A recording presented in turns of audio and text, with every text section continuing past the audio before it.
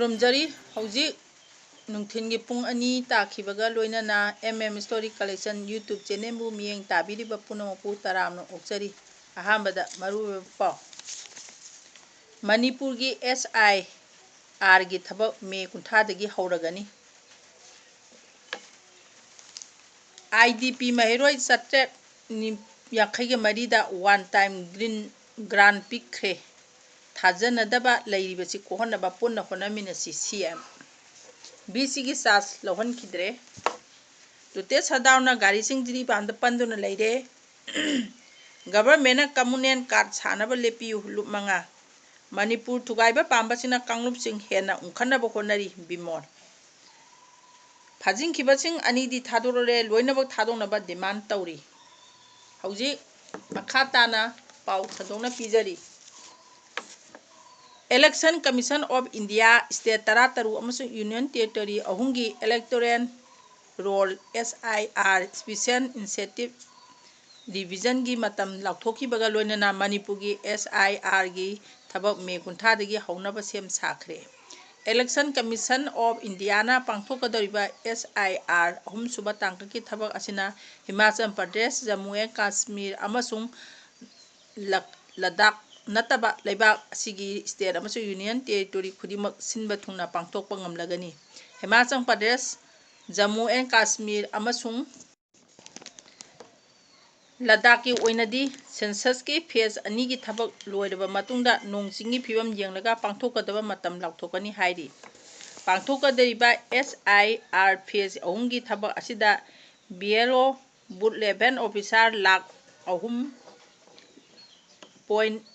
मौदा मरीना पुन्ना वोटर कोटी 63.8 अहुंगी युमथों खुदिंग चटकनी हाइरिबा थबक असिगी इनुमरेशन फेजदा पॉलिटिकल पार्टी सिंगना हापा BLA बूथ लेवल एजेंट मतेंग पांगनी SIR की थबक असी स्टेक होल्डर सिंग इलेक्टोरेट पॉलिटिकल पार्टी अमसुंग इलेक्शन ऑफिशियल खुदिमक सरु यागनी मसिगिदमक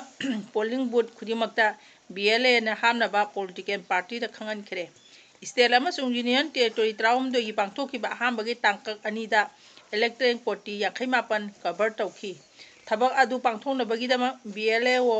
लाख 3.3 अमसुंग BLA लाख 8.2 सिनखी इलेक्शन कमीशन ना तांकक नायना पांथोकदेबा SIR असिदा अहांबा तांकगी ओइना मणिपुर उड़ीसा मिजोराम अमसुंग सिक्किम की ओइना था असिगी कुंथादगी हौरगा BLAO ना युमथों खुदिंग चंगदुना इलेक्टोरल डिवीजन पांथोकपा हौरगनी युमथों चंगबगी थबक असी जून 35 दा लोइसिनगनी थबक असी पांथोनबगीदमा प्रिपरेशन ट्रेनिंग अमसुंग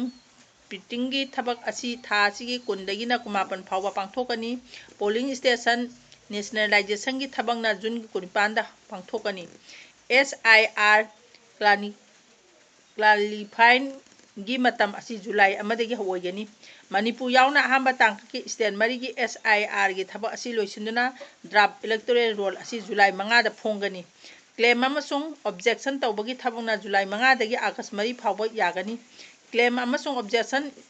डिस्पोजल तौबगी मतमना जुलाई 5 दगी सेप्टेम्बर 2 फावबा ओइगनी फाइनल इलेक्टोरल रोल सेप्टेम्बर 3 फोंगनी हाइरी SIR की थबक असिदा मणिपुर की ओइना BLO 2,973 अमसुंग BLA 5,000 सुमना अहुम सिनगनी स्टेट असिगी ओइना चलिबा चाही 2,213 की मे की 23 फावबदा लैरिबा वोटर मसिंग असी 1,90,93,958 अनिसुबा तांककता दरदर and Nagar Haveli and Daman and दीवगी electoral Ron division की थबक असी BLO ना जून 4 दगी जुलाई 3 फावबा युमथों खुदिंग चंगना पांथोकपा हौगनी फाइनल इलेक्टोरल रोन पब्लिकेशन सेप्टेम्बर 13 दा ओइगनी अहुम सुबा तांककता उत्तराखंड की ओइना इलेक्टोरल रोन डिवीजन की थबक असी BLO ना जून 9 दगी जुलाई 3 फावबा युमथों खुदिंग चंगना पांथोकपा हौगनी फाइनल इलेक्टोरल रोन पब्लिकेशन सेप्टेम्बर 15 दा फोंगनी मरी सुबा तांककता स्टेट अमदी यूनियन टेरिटोरी मरी आंध्र प्रदेश अरुणाचल प्रदेश हरियाणा अमसुंग चंडीगढ़ की इलेक्टोरल रोन डिवीजन की थबक असी BLO ना जून 13 दगी जुलाई 14 फावबा युमथों खुदिंग चंगना पांथोकपा हौगनी final electoral roll publication September 22 दा ओइगनी ꯃꯉꯥꯁꯨꯕ ꯇꯥꯡꯀꯛꯇ ꯇꯦꯂꯪꯒꯥꯅꯥ ꯑꯃꯁꯨꯡ ꯄꯟꯖꯥꯕꯀꯤ ꯏꯂꯦꯛꯇꯣꯔꯦꯜ ꯔꯣꯜ ꯗꯤꯕꯤꯖꯟꯒꯤ ꯊꯕꯛ ꯑꯁꯤ BLOꯅ ꯖꯨꯟꯒꯤ 15ꯗꯒꯤꯅ ꯖꯨꯂꯥꯏ 14 ꯐꯥꯎꯕ ꯌꯨꯝꯊꯣꯡ ꯈꯨꯗꯤꯡ ꯆꯪꯗꯨꯅ ꯄꯥꯡꯊꯣꯛꯄ ꯍꯧꯒꯅꯤ꯫ ꯐꯥꯏꯅꯦꯜꯏꯂꯦꯛꯇꯣꯔꯦꯜ ꯔꯣꯜ ꯄꯕ꯭ꯂꯤꯀꯦꯁꯟ ꯑꯣꯛꯇꯣꯕꯔ 1ꯗ ꯑꯣꯏꯒꯅꯤ꯫ ꯇꯔꯨꯛꯁꯨꯕ ꯇꯥꯡꯀꯛꯇ ꯁ꯭ꯇꯦꯠ ꯑꯃꯁꯨꯡ ꯌꯨꯅꯤꯌꯟ ꯇꯦꯔꯤꯇꯣꯔꯤ 5 ꯀꯔꯅꯥꯇꯀꯥ, ꯃꯦꯘꯥꯂꯌꯥ, ꯃꯍꯥꯔꯥꯁꯇ꯭ꯔ, ꯓꯥꯔꯈꯟꯗ ꯑꯃꯁꯨꯡ ꯗꯤꯜꯂꯤꯒꯤ ꯏꯂꯦꯛꯇꯣꯔꯦꯜ ꯔꯣꯜ ꯔꯤꯚꯤꯖꯟꯒꯤ ꯊꯕꯛ ꯑꯁꯤ BLOꯅ ꯖꯨꯟ 30ꯗꯒꯤ ꯖꯨꯂꯥꯏ 19 ꯐꯥꯎꯕ ꯌꯨꯝꯊꯣꯡ ꯈꯨꯗꯤꯡ ꯆꯪꯗꯨꯅ ꯄꯥꯡꯊꯣꯛꯄ ꯍꯧꯒꯅꯤ꯫ Final electoral roll publication October 8ꯗ ꯑꯣꯏꯒꯅꯤ꯫ ꯇꯔꯦꯠꯁꯨꯕ ꯇꯥꯡꯀꯛꯇ ꯅꯥꯒꯥꯂꯦꯟꯗꯒꯤꯅ ꯏꯂꯦꯛꯇꯣꯔꯦꯜ ꯔꯣꯜ ꯔꯤꯚꯤꯖꯟꯒꯤ ꯊꯕꯛ ꯑꯁꯤ BLOꯅ ꯑꯥꯒꯁ 13ꯗꯒꯤꯅ ꯁꯦꯞꯇꯦꯝꯕꯔ 13 фꯥꯎꯕ ꯌꯨꯝꯊꯣꯡ ꯈꯨꯗꯤꯡ ꯆꯪꯗꯨꯅ ꯄꯥꯡꯊꯣꯛꯄ ꯍꯧꯒꯅꯤ꯫ ꯐꯥꯏꯅꯦꯜꯏꯂꯦꯛꯇꯣꯔꯦꯜ ꯔꯣꯜ ꯄꯕ꯭ꯂꯤꯀꯦꯁꯟ ꯅꯕꯦꯝꯕꯔ 22ꯗ ꯑꯣꯏꯒꯅꯤ꯫ ꯅꯤꯄꯥꯜꯁꯨꯕ ꯇꯥꯡꯀꯛꯀꯤ ꯑꯣꯏꯅ ꯇ꯭ꯔꯤꯄꯨꯔꯥꯒꯤ ꯏꯂꯦꯛꯇꯣꯔꯦꯜ ꯔꯣꯜ ꯔꯤꯚꯤꯖꯟꯒꯤ ꯊꯕꯛ ꯑꯁꯤ BLOꯅ ꯁꯦꯞꯇꯦꯝꯕꯔ 15ꯗꯒꯤꯅ ꯑꯣꯛꯇꯣꯕꯔ 13 ꯐꯥꯎꯕ ꯌꯨꯝꯊꯣꯡ ꯈꯨꯗꯤꯡ ꯆꯪꯗꯨꯅ ꯄꯥꯡꯊꯣꯛꯄ ꯍꯧꯒꯅꯤ꯫ Final electoral roll publication December 12ꯗ ꯑꯣꯏꯒꯅꯤ꯫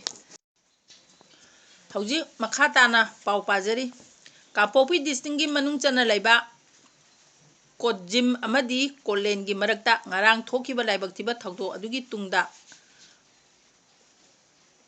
ꯀꯨꯀꯤ ꯐꯨꯔꯨꯞꯀꯤ ꯃꯤꯁꯤꯡꯒ ꯅꯥꯒꯥ ꯐꯨꯔꯨꯞꯀꯤ ꯃꯤ ꯀꯨꯟꯂꯣꯝꯒ ꯐꯥꯖꯤꯟꯕ ꯑꯗꯨꯕꯨ ꯌꯥꯅꯤꯡꯗꯕ ꯐꯣꯡꯗꯣꯛꯄꯒ ꯂꯣꯏꯅꯅ ꯐꯥꯖꯤꯟꯈꯤꯕꯁꯤꯡ ꯇꯦꯛꯇ ꯀꯥꯏꯗꯅ ꯊꯥꯗꯣꯛꯄꯤꯔꯛꯎ ꯍꯥꯏꯗꯨꯅ ꯉꯁꯤ ꯀꯪꯂꯥꯇꯣꯝꯕꯤ ꯕꯖꯥꯔꯗ ꯀꯧꯕ꯭ꯔꯨ ꯔꯦꯟꯖ ꯂꯤꯌꯥꯡꯃꯥꯏ ꯋꯨꯃꯦꯟ ꯌꯨꯅꯤꯌꯟꯅ ꯁꯤꯟꯗꯨꯅ ꯋꯥꯀꯠ ꯃꯤꯐꯝ ꯆꯠꯊꯈ꯭ꯔꯦ꯫ ꯃꯩꯇꯩ, ꯅꯥꯒꯥ ꯑꯃꯁꯨꯡ ꯅꯦꯄꯥꯂꯤ ꯐꯨꯔꯨꯞꯀꯤ ꯃꯤꯁꯤꯡꯅ ꯄꯨꯟꯅ ꯁꯔꯨꯛ ꯌꯥꯗꯨꯅ ꯐꯝꯈꯤꯕ ꯉꯁꯤꯒꯤ ꯋꯥꯀꯠ ꯃꯤꯐꯝ ꯑꯗꯨꯒ ꯃꯔꯤ ꯂꯩꯅꯅ ꯋꯤꯔꯤꯌꯥꯡ ꯖꯤꯡꯂ꯭ꯌꯨ ꯆꯔꯥꯡꯅ ꯍꯥꯏ ꯃꯄꯤ ꯃꯄꯥ ꯑꯃ ꯑꯣꯏꯅ ꯁꯤꯅ ꯑꯩꯒꯤ ꯃꯤꯅꯤ ꯃꯥꯒꯤ ꯃꯤꯅꯤ ꯍꯥꯏꯅ ꯈꯥꯏꯗꯣꯛꯄꯤꯒꯅꯨ, ꯆꯞ ꯃꯥꯟꯅꯕ ꯃꯤꯠꯌꯦꯡꯗ ꯂꯩꯉꯥꯛꯅ ꯊꯕꯛ ꯄꯥꯏꯈꯠꯄꯤꯌꯨ꯫ ꯉꯔꯥꯡ ꯐꯥꯖꯤꯟꯈꯤꯕ ꯃꯤ ꯀꯨꯜ ꯑꯗꯨꯒꯤ ꯃꯅꯨꯡꯗ ꯆꯍꯤ ꯑꯃꯈꯛꯇ ꯉꯥꯏꯔꯤꯕꯤ ꯅꯨꯄꯤꯃꯆꯥ ꯑꯃꯒ ꯂꯣꯏꯅꯅ ꯅꯥꯒꯥꯂꯦꯟꯗꯒꯤ ꯃꯤ 2ꯁꯨ ꯌꯥꯎꯔꯤ꯫ ꯉꯔꯥꯡ ꯑꯦꯝꯕꯨꯁꯀꯤ ꯊꯧꯗꯣꯛ ꯑꯗꯨ ꯃꯈꯣꯏꯒꯤ ꯃꯥꯏꯀꯩꯗꯒꯤꯁꯨ ꯑꯋꯥꯡꯕ ꯊꯥꯛꯇ ꯀꯟꯗꯦꯝ ꯇꯧꯏ꯫ ꯊꯧꯗꯣꯛ ꯑꯗꯨꯒꯤ ꯍꯦꯛ ꯊꯪꯅꯕ ꯃꯤꯀꯨꯞꯇ ꯃꯤꯆꯝꯁꯤꯡꯕꯨ ꯐꯥꯖꯤꯟꯕ ꯍꯥꯏꯕꯁꯦ ꯂꯥꯏꯕꯛ ꯊꯤꯕꯅꯤ, ꯁꯥꯎꯅꯤꯡꯕꯒꯤ ꯐꯥꯖꯤꯟꯈꯤꯕ ꯍꯥꯏꯕꯁꯦ ꯃꯍꯧꯁꯥꯅꯤ ꯍꯥꯏꯅ ꯈꯟꯗꯣꯛꯂꯒꯦ꯫ ꯑꯗꯨꯕꯨ ꯍꯧꯖꯤꯛ ꯐꯥꯎꯕ ꯃꯤꯆꯝꯁꯤꯡꯕꯨ ꯐꯥꯖꯤꯟꯗꯨꯅ ꯊꯝꯕꯗ ꯂꯩꯉꯥꯛꯅ ꯀꯔꯤꯒꯨꯝꯕ ꯋꯥꯍꯩ ꯑꯃꯠꯇ ꯍꯥꯏꯗꯅ ꯂꯩꯕ ꯍꯥꯏꯕꯁꯤꯗꯤ ꯇꯁꯦꯡꯅ ꯅꯨꯡꯉꯥꯏꯇꯦ꯫ ꯂꯣꯏꯅꯅ ꯉꯔꯥꯡꯒꯤ ꯊꯧꯗꯣꯛ ꯑꯗꯨꯗ ꯑꯁꯣꯛ ꯑꯄꯟ ꯅꯪꯂꯕ ꯊꯥꯗꯧ ꯐꯨꯔꯨꯞꯀꯤ ꯃꯤꯁꯤꯡ ꯑꯗꯨ ꯁꯤꯖ ꯍꯣꯁꯄꯤꯇꯥꯜꯗ ꯂꯥꯏꯀꯠꯅꯗꯨꯅ ꯂꯩꯕꯗ ꯂꯩꯉꯥꯛꯀꯤ ꯂꯨꯆꯤꯡꯕꯁꯤꯡ ꯂꯥꯛꯇꯨꯅ ꯌꯦꯡꯁꯤꯟꯕꯤꯕꯒꯨꯝ ꯅꯥꯒꯥꯒꯤ ꯐꯥꯖꯤꯟꯈꯤꯕ ꯃꯤꯆꯝꯁꯤꯡ ꯑꯁꯤꯒꯤ ꯃꯇꯥꯡꯗꯁꯨ ꯃꯤꯠꯌꯦꯡ ꯆꯪꯕꯤꯌꯨ꯫ ꯑꯁꯣꯛꯄ ꯑꯅꯥꯕ ꯌꯦꯡꯁꯤꯟꯕ ꯍꯥꯏꯕꯁꯦ ꯂꯩꯉꯥꯛꯀꯤ ꯃꯊꯧꯅꯤ, ꯑꯗꯨꯕꯨ ꯑꯆꯥꯟ ꯃꯤꯔꯥꯟ ꯅꯥꯏꯕꯒꯤ ꯊꯕꯛꯇꯤ ꯇꯧꯕꯤꯒꯅꯨ꯫ ꯂꯨꯆꯤꯡꯕ ꯑꯃ ꯑꯣꯏꯅ ꯑꯩꯒꯤ ꯃꯤꯅꯤ ꯃꯥꯒꯤ ꯃꯤꯅꯤ ꯍꯥꯏꯅ ꯈꯥꯏꯗꯣꯛꯄꯤꯒꯅꯨ꯫ ꯑꯊꯨꯕꯗ ꯂꯩꯉꯥꯛꯅ ꯃꯤꯠꯌꯦꯡ ꯆꯪꯕꯤꯔꯒ ꯐꯥꯖꯤꯟꯈꯤꯕ ꯅꯥꯒꯥꯒꯤ ꯃꯤꯁꯤꯡꯕꯨ ꯇꯦꯛꯇ ꯀꯥꯏꯗꯅ ꯊꯥꯗꯣꯛꯄꯤꯔꯛꯎ ꯍꯥꯏꯅꯁꯨ ꯃꯍꯥꯛꯅ ꯃꯈꯥ ꯇꯥꯅ ꯐꯣꯡꯗꯣꯛꯈꯤ꯫ ꯃꯔꯛꯁꯤꯗ ꯉꯔꯥꯡ ꯁꯦꯅꯥꯄꯇꯤꯗ ꯐꯥꯖꯤꯟꯈꯤꯕ ꯀꯨꯀꯤ 12ꯒꯤ ꯃꯅꯨꯡꯗ ꯆꯍꯤ ꯅꯧꯔꯤꯕꯤ ꯅꯨꯄꯤꯃꯆꯥ ꯑꯃꯒ